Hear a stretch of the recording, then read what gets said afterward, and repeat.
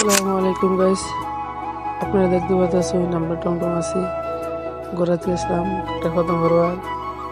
খতম করার আওয়াতে গিয়ে রাস্তাটা দেখে ভালো লাগছে, একটা ভিডিও বানাইলাম। ব্লগটা কীরকম হয়েছে কমেন্টে করবেন। এত সুন্দর ভিউ, আপনারা ভিডিওটা দেখতে থাকেন। আজকে ব্লগটা এই পর্যন্তই। আসসালামু আলাইকুম।